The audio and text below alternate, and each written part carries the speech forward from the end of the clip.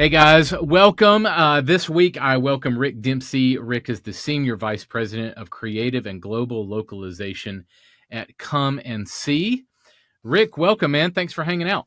Hey, thanks for having me. So before we dive in, tell people what Come and See is. Come and See is a foundation that was set up to essentially get the story of The Chosen out around the world. We want to do that in a way that's free and accessible to everybody. So we've helped develop an app. It's the Chosen app. And our ultimate goal is to get the Chosen series out around the world in 600 languages. That's the ultimate goal. We're not there yet. We're working in about 115 right now, which is pretty good. Yeah. But the Come and See organization really wants to not only maintain the quality standards that are in the show that Dallas Jenkins and the team started with. They want to maintain those high quality standards, and then they want to get it out around the world for free. So your background is with Disney and others. Kind of walk us through that background a little bit of what you did at Disney and then how you moved over to Come and See. Yeah, I had just a fantastic career at Disney. I started in 1988, so 35 years I was with them. I started out in the character voice department. So at the time, there were like 7 people doing the voice of Mickey Mouse. And Roy Disney, who was still in the company at the time, said, hey, we really need some consistency over these characters. Let's just have one person be the voice of Mickey Mouse. So I was hired pretty much right out of college, and working for Roy Disney and the team that set up the Disney Character Voices group. And we were just there to monitor the character consistency and integrity of the Disney characters. But I always say that was pre-Little Mermaid, and Little Mermaid kind of changed everything for our company in terms of animation and our characters and our franchises. So, the role kind of grew. We had more franchises. You get to Beauty and the Beast, you get to Aladdin, and then The Lion King. And then we start distributing for Pixar at the time for the Toy Story franchise. And this world of character voices just became bigger and bigger, working with some of the biggest talent in Hollywood because they all wanted to come work for Disney or Pixar. Right. So it was this really key role. But as being kind of the one who was overseeing that for the company, they said, hey, we also need the same consistency globally. So let's make sure that as we expand our films and our distribution reach around the world, why don't we have that same consistency? So they put a team together. I was included in the team as the creative guy to ensure that the characters were consistent around the world. So we started casting, Simba, Mufasa, or Aladdin and the genie around the world to ensure they we're doing a consistent job in terms of the translation and the comedy and the performances of the originals that the English audience was hearing. So that kind of became this whole international side of the company that we just built kind of from the ground up.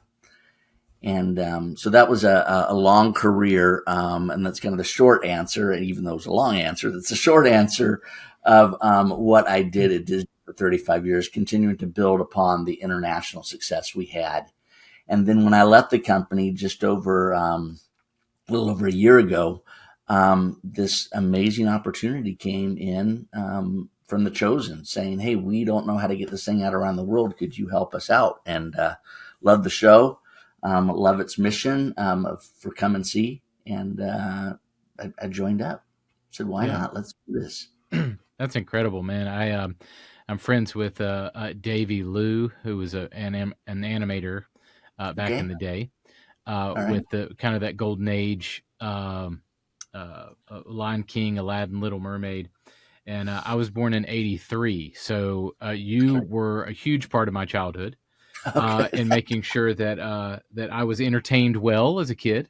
Yeah. And the voices and all of that. So thank you, man. That was really a surge time for Disney, especially with Little Mermaid. And I mean, it was just hit after hit those few years there.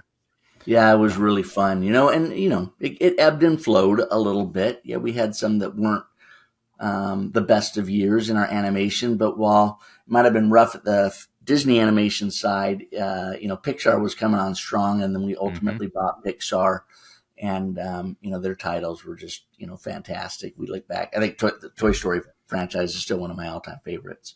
Mm-hmm. Yeah, John Lasseter and the Mm-hmm. group Yeah. there. Yeah, incredible. Yeah. Awesome. Okay, so you landed at Come and See. So this is kind of a fresh position for you. Mm-hmm. You've been there a little over a year, you said.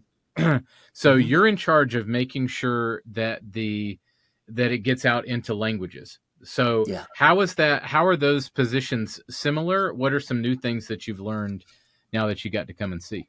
Well, there's a couple factors. First of all, Disney, the most we ever really took a film out in was probably Frozen. I think we got up to like around 49, 50 languages. Every once in a while, we would do like an indigenous language, like we did the Sami language for the Mm, Norwegian people, because that film was centered in Norway. We may do something for an indigenous people. Moana, we took out in Tahitian and Maori and even the Hawaiian language, just to help boost those cultures and help them out. Um, but where the real differences are in what we're doing is not only the depth of languages that we're trying to take it out in, the size of it. If you think of 7 seasons at 8 episodes per season, you've got 56 episodes at about an hour each. There's a lot of content there. And then last, we've got this whole theological aspect that we are having to oversee. So we're a traditional translation. We're just trying to keep it entertaining, be true to the original, but we can veer off a little bit to make a joke work better in a certain language. mm. You're dealing with colloquial phrases and the idioms of the culture. We can vary on that a little bit at Disney. But now with The Chosen, we've got this biblical content, and we have to make sure that we are theologically accurate. Mm, Because if we're not theologically accurate, then all of a sudden we're missing the whole point of the show. right. So where it gets a little tricky is we're having to find what we're calling subject matter experts Mm, in every market. In fact, we don't turn on a market until we know we've got a subject matter expert in place. And that's usually a pastor, a theologian, perhaps a professor, someone not only who's a fan of the show, but understands the biblical context of what we're going for in the show, so that we ensure that the local translations of the Bible in that language are incorporated into the show and incorporated accurately, to ensure the accuracy. So that's the biggest challenge I think that we mm. face. We just don't treat it in a kind of willy-nilly kind of way, and hope that it comes out right. It has to be right. So you were saying that with Disney, it got up to in the 40s and 50s, and now you're looking at 115, 600 different languages.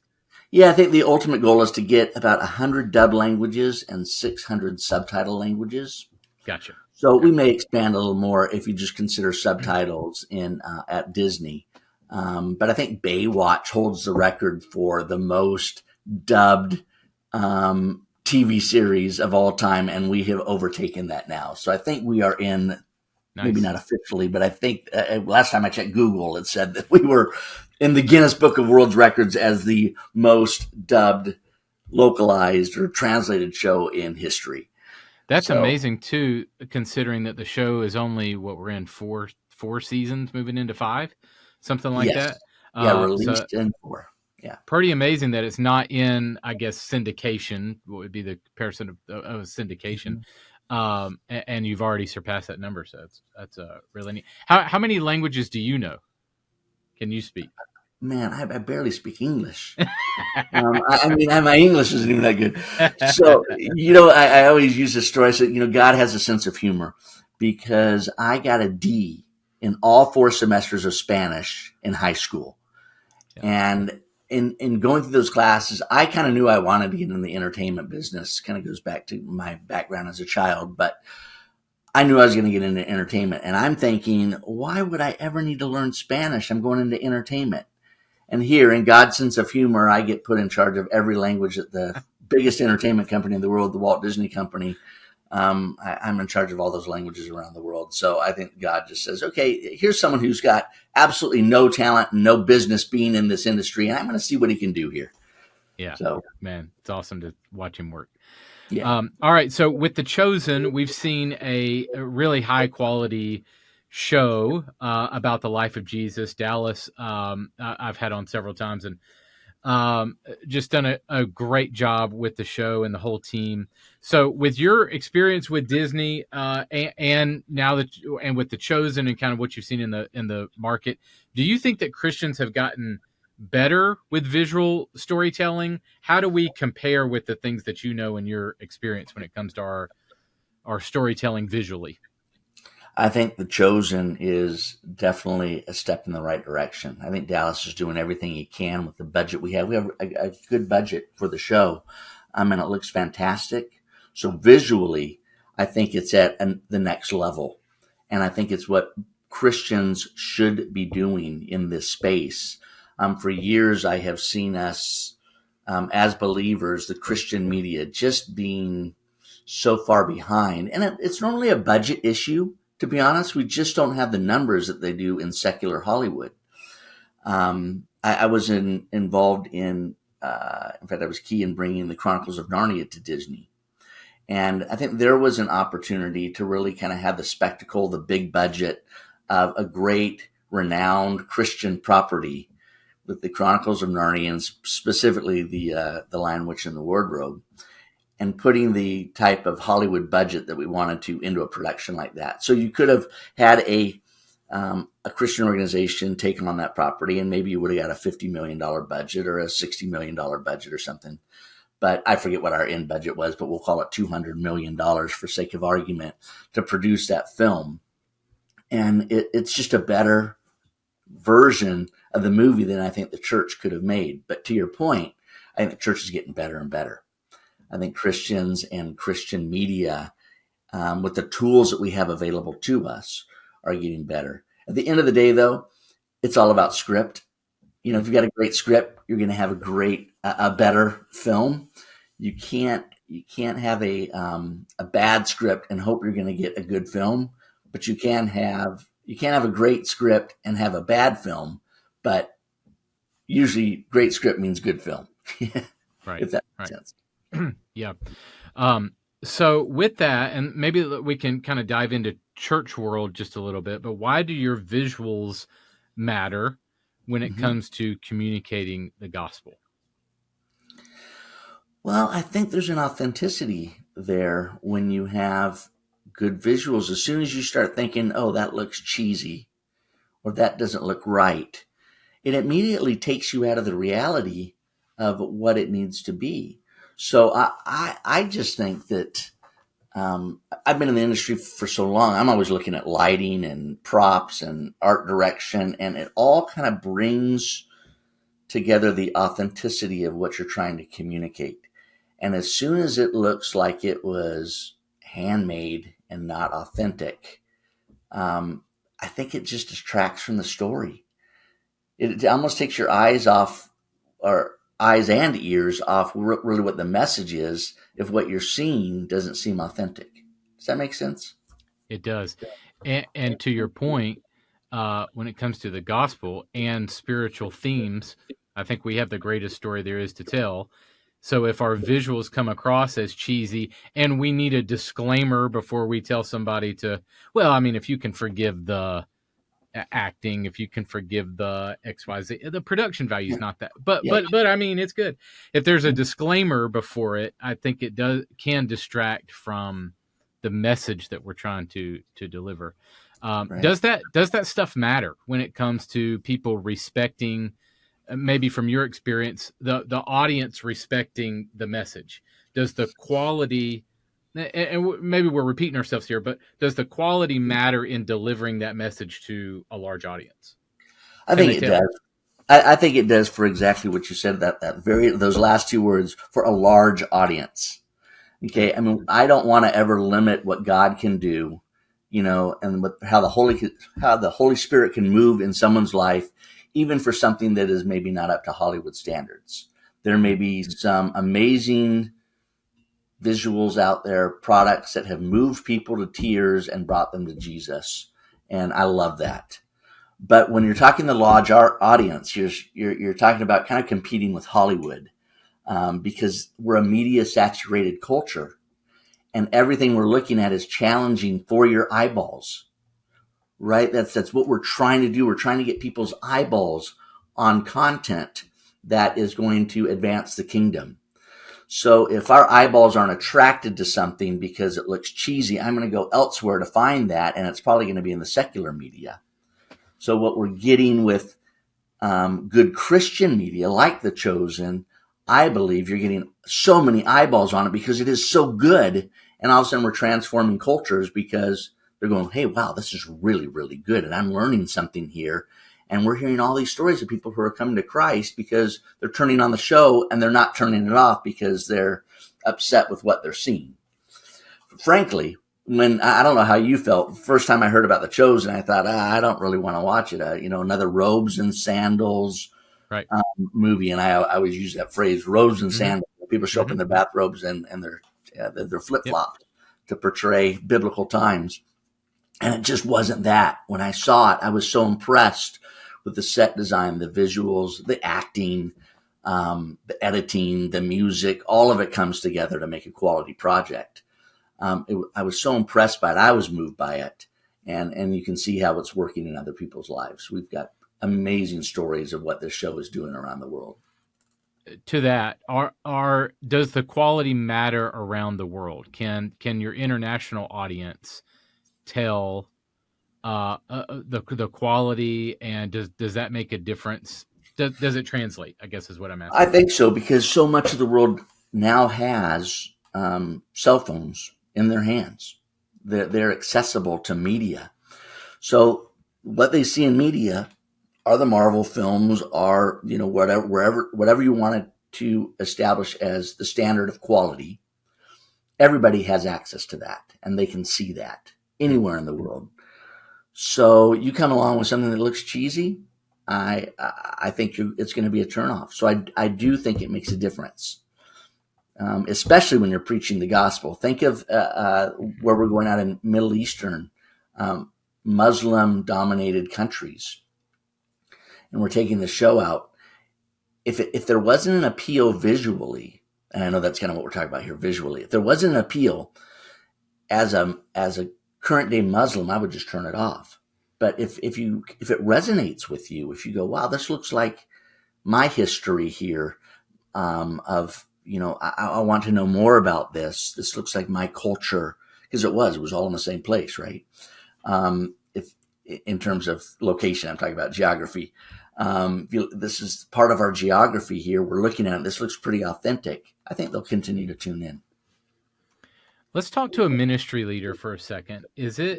How would you encourage a ministry leader, let's say a pastor or someone on staff at a church, that quality visual media is important, that it's worth the time, money, effort to plan it out, to not just throw it together on a Saturday night? Kind of speak to that person. Does that kind of marinating in story and making sure the quality is set, encourage that ministry leader? Does all that matter? I think it does, because I think we're called to do everything to the best of our ability. Everything we do should be to the glory of God, and to cut back in some areas, I just don't see that as being a great testimony in any area of our vocation, of our ministry. No matter what it is, I think we need to be the best at, which is why I think the whole Christian media has this stereotype of being lacking in quality. And I think we need to turn the tables on that. We should be the best as believers. So coming back to your point, I think for anybody who's in ministry working on visuals, why not make it the best that it can be? Why not take the time? Because you have a responsibility before God to make it the very best that it can be. And there's so many tools out there that can make it look great, that can make it work for your audience. Again, it may not have been necessary in the 50s and 60s, where it wasn't such a media saturated culture, but we are so media saturated. If you're in a youth group, your kids don't want to be turned off because what you're doing is so cheesy compared to what they get on their phone every day. And I hate to say that, it's just the culture that we're in. Again, I don't want to take anything away from how God is going to move in people's lives, regardless of our sinful limitations as leaders, right? We may have limitations. We may not take the time, and that's our own fault for not managing our time properly to do it right. But I do believe that there is something that we as believers should do, that we do everything to the glory of the Lord and do it to the very best of our abilities. Good. What are some impact stories, some things even in the year that you've been with Come and See that you've seen that's just really blown you away? It's just some God stories, impact stories of the Chosen reaching other regions. Man, we get some pretty amazing letters from around the world. I think one story in particular we just heard recently, that a member of the Taliban somehow found The Chosen and started watching it on his phone, and has now converted to Christ. He says, I know Jesus is real. I need to follow him. And so, I mean, that's amazing. And I don't know, I don't have too many details on that story. That's just been told to me. But man, I think, boy, if we can turn someone who's in the Taliban, very anti-Israel, out there for this show to get them to turn to Jesus, that is an amazing thing. So there's some impact there. Good. The Chosen is planning 7 seasons. So you guys are, I think you're in production in season 5 now, right? Yeah, we're in post-production on season 5. We're done with okay. principal photography. And I know that Dallas just came out with a lot of announcements for kind of spin-off shows and the kind of the new slate of shows and things coming out. Let me rabbit trail here. Are you on the list to go on the Bear Grylls nature? Are you on that list or no? I am not on that list. No, no, I am not out in the wilderness. just reserved it for the cast members, huh? Yes, I think so. Okay. All right. So entertaining than I am. All right. So 7 seasons. Once the 7th season is done and completed, does your work stop, or how does your work continue to get the show out there? No, I think the work really just starts at that point, because we have so many languages that we want to get this out in. I would kind of equate it to the Jesus film, which has been out there since the late 70s, and they're still finding new languages to dub, translate that film in. It just takes time. So I think they may be at like 2,000 for the Jesus film. We're trying to get to 600, but it's a lot of content. So I think our slate takes us out to, or at least our plan of languages to get all 600 done. We'll probably still be working on it in 2035. Wow. So we got a ways to go. So from a Come and See perspective, which is a foundation, it's where people can make donations tax-free. And, we have a long road ahead of us, even after production stops, to continue getting all 56 episodes into these languages around the world. Good. All right. Last question for you. Why should Christians continue to find ways to use art, use visual media to reach the world? Why should we continue to do that? Well, I don't want to sound like a broken record, but we are so media saturated these days. People just don't pick up books anymore like they used to. So in this culture where everybody has access to media, I think Christians should be leading the way. It's so key. I've had so many organizations reach out to me, really great, sound theological organizations that just want to reach this generation that is so into media, that I think it's absolutely critical. We can't get lost, in the wake of what pop culture is doing. We have to stay relevant to an extent to where our youth, this generation, can observe the things of the gospel, and we can reach them through media, because that's what they're watching. That's what they're doing. Rick, man, thank you so much for the time. God bless your work. You guys are doing incredible work. And from the looks of it with the new slate of stuff, it's absolutely just getting started. You guys have a lot on the plate, a lot that you guys are going after and doing. So your work is so important, man. And thank you for that. Thanks for I know it was a big step for you to come from Disney and do this with The Chosen. So what a great opportunity and a great encouragement to see that and to see your work. So thank you for that. Appreciate the time today. Thanks so much. My pleasure. Man. All right. See you. Thanks. This has been a podcast presentation of Church Visuals, executive produced and edited by Carl Barnhill, title and show graphics by Angie Lomas. For more resources to help you visually communicate the gospel, visit churchvisuals.com.